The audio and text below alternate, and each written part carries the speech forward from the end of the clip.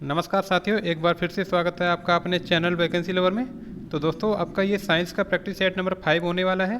जो कि मैंने इससे पहले आपके 4 प्रैक्टिस सेट करा दिए हैं, तो उनको आप देख लेना और दोस्तों उसके बाद इस पर मूव करना। तो दोस्तों चलिए स्टार्ट करते हैं प्रैक्टिस सेट को। तो साथियों, उम्मीद है कि आपकी तैयारी और भी बेहतर हो गई होगी इन प्रैक्टिस सेट को लगा के, क्योंकि दोस्तों आज आज आपका ये टोटल 5 प्रैक्टिस सेट हो जाएंगे और इसके बाद टोटल मैं 10 प्रैक्टिस सेट कराने वाला हूँ आपको। उसके बाद जो है दूसरा प्रकाशन के मैं लेकर के आऊँगा, चाहे मैं विद्या प्रकाशन के लाऊँ या अरविंद प्रकाशन के। दोस्तों ये आप कमेंट करके बता देना। तो चलिए दोस्तों, अब देखते हैं प्रैक्टिस सेट को, क्योंकि दोस्तों ये आपका यूथ प्रकाशन का है, ये आपको देख लेना।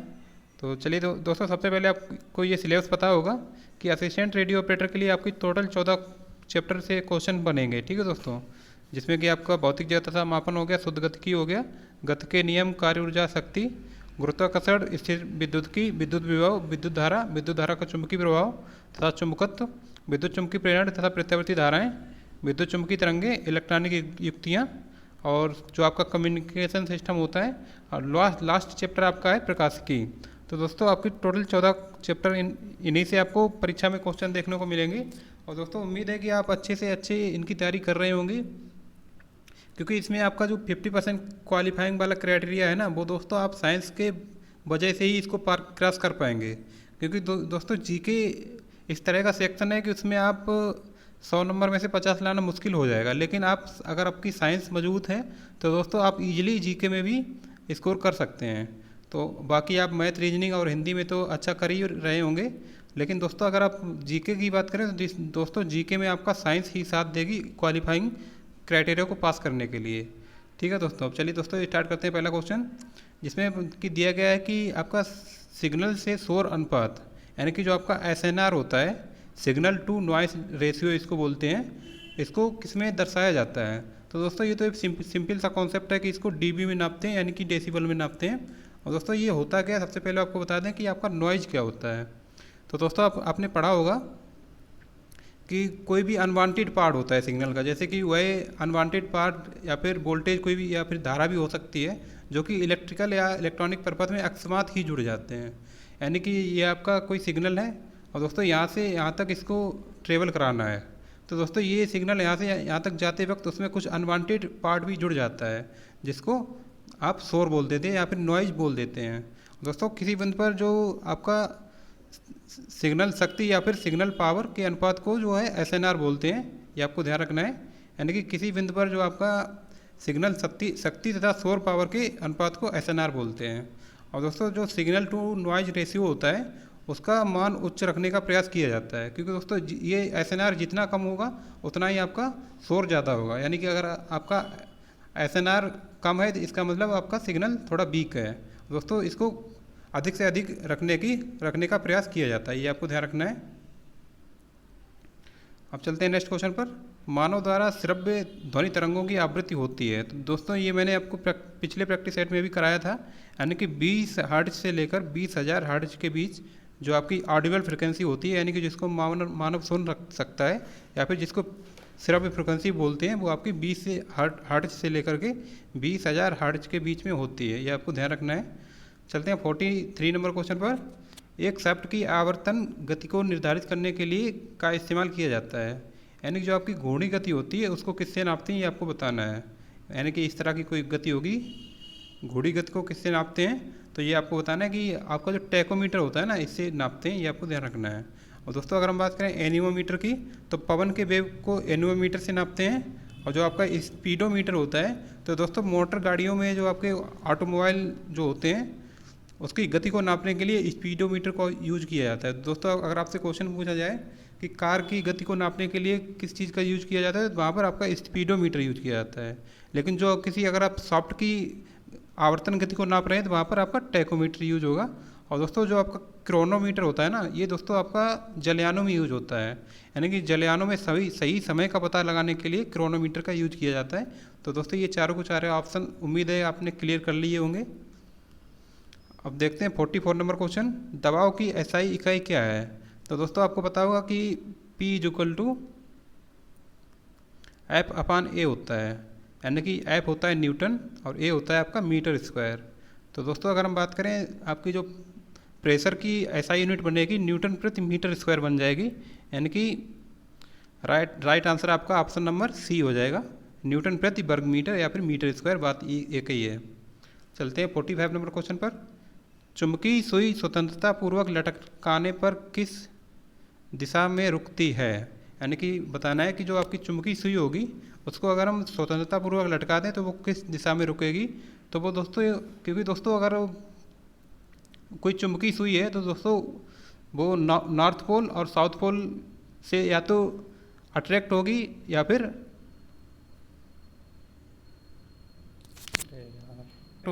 रिपेल होगी। तो दोस्तों यानी कि अगर वो साउथ पोल है तो फिर वो साउथ की तरफ मूव करेगा, अगर नॉर्थ पोल है तो नॉर्थ की तरफ मूव करेगा।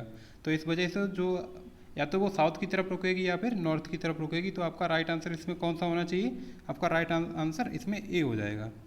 ठीक है दोस्तों, ये आपको ध्यान रखना है। अब चलते हैं 46 नंबर क्वेश्चन पर।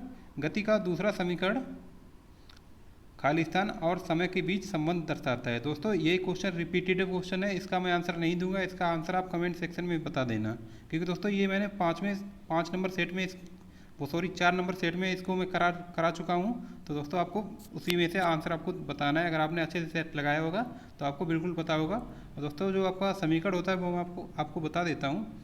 गति का दूसरा समीकरण आपको पता होगा कि S = ut + ½ at² होता है, ये आपको ध्यान रखना है। तो आप इसको यहाँ से देखकर भी आप इसमें बता सकते हैं अगर आपने प्रीवियस क्लास हमारी देखी है तो। चलते हैं 47 नंबर क्वेश्चन पर। विद्युत धारा का चुंबकीय प्रभाव किस वर्ष में तथा किस वैज्ञानिक द्वारा प्रतिपादित किया गया था। तो दोस्तों ये चीज़ तो आपको पता ही होगी कि जो विद्युत धारा का चुंबकीय प्रभाव दिया था वो दोस्तों दिया था 1819 में आर्स्टेड द्वारा दिया गया था। ये चीज़ आपको ध्यान रखनी है। जो वैज्ञानिक थे दोस्तों ये आर्स्टेड डेनमार्क के वैज्ञानिक थे, ये भी कभी कभी पूछ लिया जाता है। डेनमार्क आपको ध्यान रखना है क्योंकि दोस्तों इनके लास्ट में डा है, तो यहाँ से डेनमार्क को आप डा से रिलेट कर सकते हैं। और इन्होंने विद्युत धारा का चुंबकीय प्रभाव दिया था 1819 में, ये आपको ध्यान रखना है। चलते हैं नेक्स्ट क्वेश्चन पर। इंफ्रारेड किरणें क्या होती हैं। तो दोस्तों जो आपकी इंफ्रारेड किरणें होती हैं वो दोस्तों विद्युत चुंबकीय तरंगें ही होती हैं, ये आपको ध्यान रखना है। चलते हैं 49 नंबर क्वेश्चन पर। 1983 में बनाया गया बाइनरी इलेक्ट्रॉनिक अनुक्रम कैलकुलेटर क्या है। तो दोस्तों जो 1953 में जो कैलकुलेटर बनाया गया था दोस्तों उसको बोलते हैं BESK बोलते हैं उसको। इसकी फुल फॉर्म क्या है वो मैं आपको बता देता हूँ, यानी कि binary electronic, E for electronic,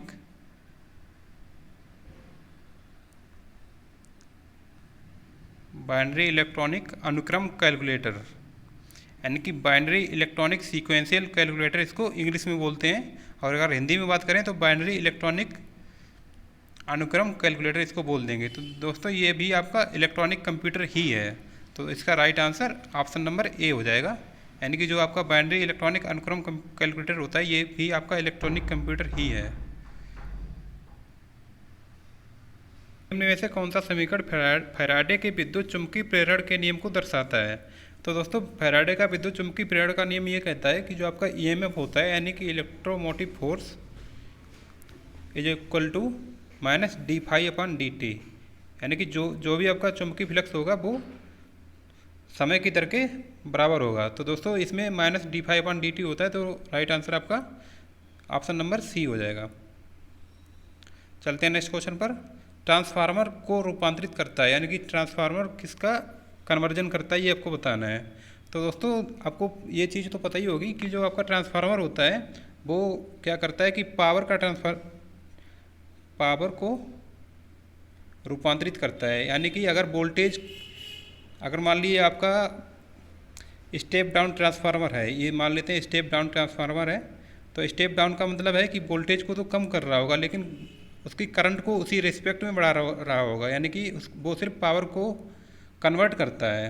यानी कि अगर मान लीजिए वोल्टेज कम करेगा तो करंट को बढ़ा देगा। ठीक है दोस्तों, ये आपको ध्यान रखना है कि जो आपका ट्रांसफार्मर होता है वो पावर को कन्वर्ट करता है, ना कि वोल्टेज को। ये चीज़ बहुत ही इंपॉर्टेंट है, यानी कि अगर वो वोल्टेज को कम कर रहा है इसका मतलब वो करंट को बढ़ा रहा होगा तभी उसकी पावर बराबर होगी जा करके, ये आपको ध्यान रखना है। अब 52 नंबर क्वेश्चन कह रहा है कि प्रकाशित फाइबर केबल जो कि आपकी ऑप्टिकल फाइबर केबल होती है वो आवृत्ति के निकट काम करती है, यानी कि वो किस फ्रिक्वेंसी रेंज पर काम करती है आपको बताना है। तो दोस्तों जो आपका ऑप्टिकल फाइबर केबल होती है वो दोस्तों मतलब उसकी फ्रिक्वेंसी तो बहुत हाई होती है। तो दोस्तों इसमें जितना हाई आपको ऑप्शन दिख रहा हो वही आपका सही हो जाता है। ये मतलब आपको ज़्यादा याद करने की जरूरत नहीं पड़ेगी, मतलब परीक्षा में क्वेश्चन आपको इसी तरह का मिलेगा, मतलब जितना हाई फ्रिक्वेंसी आपको दिखे वो पूरा का पूरा आप लगा दीजिए, यानी कि 800 टेरा हर्ट्ज ये हो जाएगी। राइट आंसर सी इसका हो जाएगा, यानी कि जो आपका ऑप्टिकल फाइबर केबल होती है वो 800 टेरा हर्ट्ज के अप्रोक्स से उसकी फ्रिक्वेंसी होती है। अब 53 नंबर क्वेश्चन देख लीजिए, निम्न में से किस मामले में कोई कार्य नहीं होता है। तो दोस्तों आपको बताना है कि किस मामले में कोई कार्य नहीं होगा, यानी कि आपको मैंने एक फार्मूला बताया था कि W = Fs cos थीटा। तो दोस्तों अगर हम यहाँ पर क्या करें कि थीटा की वैल्यू अगर हम 90 डिग्री लगा दें तो इसका मतलब है कि कोस 90 की वैल्यू उसकी 0 आ जाएगी, तो Fs × 0 यानी कि कार्य आपका 0 हो जाएगा। तो दोस्तों अब हम इसमें ऑप्शन में देखते हैं कि इसमें क्या दिया गया है। तो दोस्तों पहला तो कह रहा है कि एक पवन चक्की कुएं से पानी निकाल रही है, यानी कि पानी कुएं से निकाल रही है, इसका मतलब है कि पानी को उसने भी नीचे से भरा होगा और ऊपर लेकर के आई, इसका मतलब उसमें विस्थापन हुआ होगा। तो इसका राइट आंसर मतलब ए तो आपका नहीं होने वाला, क्योंकि इसमें कार्य किया गया है। एक गधा अपनी पीठ पर वजन लेकर चल रहा है, तो दोस्तों वो वजन लेकर के चल रहा है, यानी कि उसमें जो कोण होगा ना वो दोस्तों 90 डिग्री का हो जाएगा, यानी कि विस्थापन मान लीजिए इधर की तरफ है और बल नीचे की तरफ लग रहा है, क्योंकि दोस्तों वजन होगा तो वो उसका जो गुरुत्व बल होगा वो नीचे की तरफ होगा, लेकिन वो विस्थापन इधर की तरफ कर रहा है, गधा इधर चल रहा होगा ना। तो दोस्तों इसमें राइट आंसर आपका बी हो जाएगा, यानी कि इसमें कोई कार्य नहीं किया जा रहा है।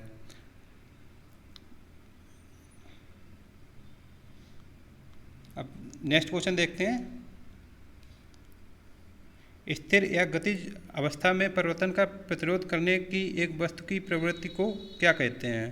तो दोस्तों ये तो आपका सिंपल सा नियम है कि आपका न्यूटन का प्रथम नियम जो होता है वही आपका राइट आंसर हो जाएगा, यानी कि जो आपका जड़त्व होता है ना, तो गतिज या स्थिर या गतिज अवस्था में परिवर्तन का प्रतिरोध करने की एक वस्तु की प्रकृति को जड़त्व ही बोलते हैं, यानी कि जो आपका इनर्सिया होता है ना, मान लीजिए कोई ये वस्तु यहाँ पर है, ये चाहे आपकी रेस्ट पोजीशन में हो चाहे मूवेबल पोजीशन में हो, तो दोस्तों इसमें कुछ ना कुछ जड़त्व तो जरूर होगा, क्योंकि दोस्तों अगर ये रेस्ट में है तो दोस्तों ये अब इसका कुछ ना कुछ जड़त्व होगा। इसको आप जब इसमें कोई धक्का लगाएंगे तो दोस्तों ये उसका विरोध करेगी, इसी को जड़त्व बोलते हैं। तो न्यूटन का प्रथम नियम भी यही कहता है, तो राइट आंसर डी हो जाएगा।